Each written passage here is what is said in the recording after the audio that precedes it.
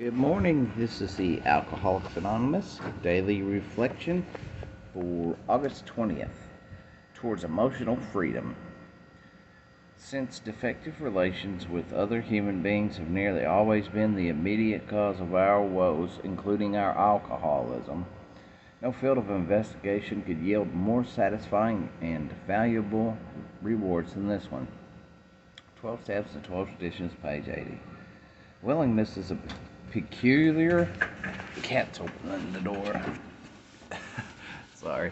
Willingness is a peculiar thing for me in that over a period of time it seems to come first with awareness, but then with a feeling of discomfort and making me want to take some action.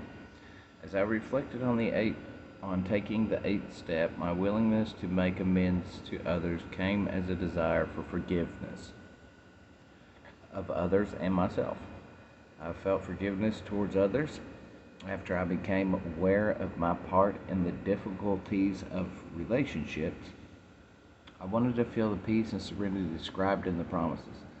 From working the first 7 steps, I became aware of whom I had harmed and that I had been my own worst enemy. In order to restore my relationships with my fellow human beings, I knew I would have to change. I wanted to learn to live in harmony with myself and others so that I could also live in emotional freedom.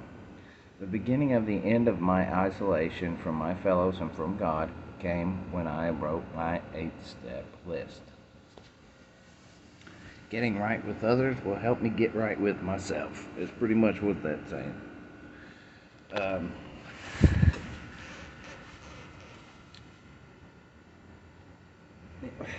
I'll tell you what, getting right with others. The people that I've hurt, a lot of them have hurt me. Okay, in certain ways. But growth is admitting my part, getting it out there, and then letting that sink in with them, and whatever may be will be, however they handle it. Now, willingness comes with the first awareness, then feeling discomfort, making me want to change, take some action. That's alcohol in itself. It's alcoholism. When it became too painful, I wanted to change and I wanted to do whatever it took. When I finally really became aware that I was destroying myself, like I said in here, hurting myself, hurting others, hurting everybody around me, and it's not helping anything. I felt forgiveness towards others after I become aware of my part in the difficulties of relationships. I wanted to feel the peace and serenity described in the promises. Seeing my part. And listen, people are going to hold stuff against us just like we held stuff against them, or still do, some of us. So, going halfway, meeting in the middle. I don't need them to walk to the middle. I gotta go and make up for what I did. And be surprised, a lot of people will be willing to understand and have forgiveness and then apologize at the same time. Some people won't. Some people want to be resentful. Some people want to be mad. We got to remember, some of the people that we might apologize to are people who want to hang on to something so they can, enable, so that anger and that resentment of what I did or you did to them can enable them to be alcoholics, to use drugs, to not take responsibility. So, if I'm meeting them halfway, man, I can't make somebody walk halfway to that line. That's on their side. I have no right to cross it.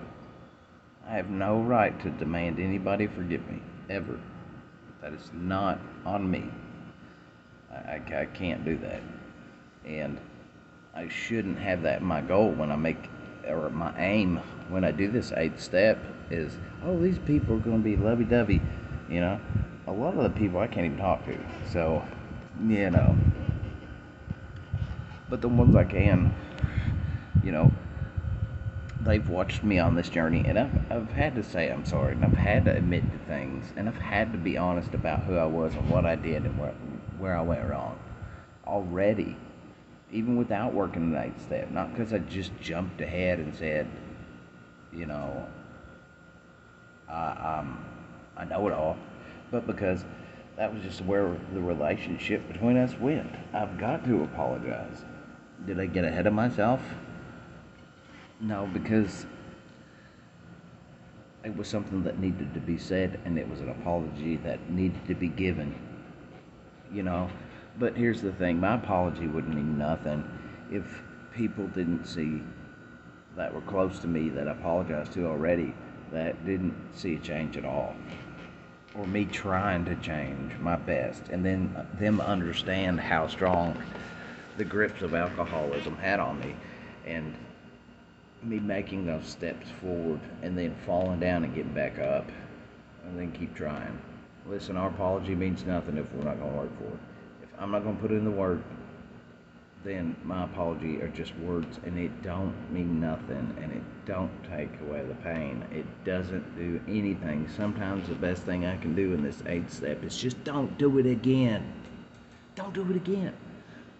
We've heard that from people we've apologized to. I forgive you, but please try, don't do it again. That's a second chance. We should be willing to give those that have hurt us the same second chances that so many are willing to give us. I really believe that. It's just fair. It's just fair. And, you know, I'm not too afraid of these 8 steps, the 8th step, and getting a hold of people and saying my part in it. I'm not really, because my life's been open book pretty much for the most part, where, you know, my stuff was broadcasted pretty loudly. So it's really not scary to me too much. So, but that's all I got. I hope that helped for people going through the 8th step. We're about to come to it, or will come to it one day. I love you guys. Have a great Saturday.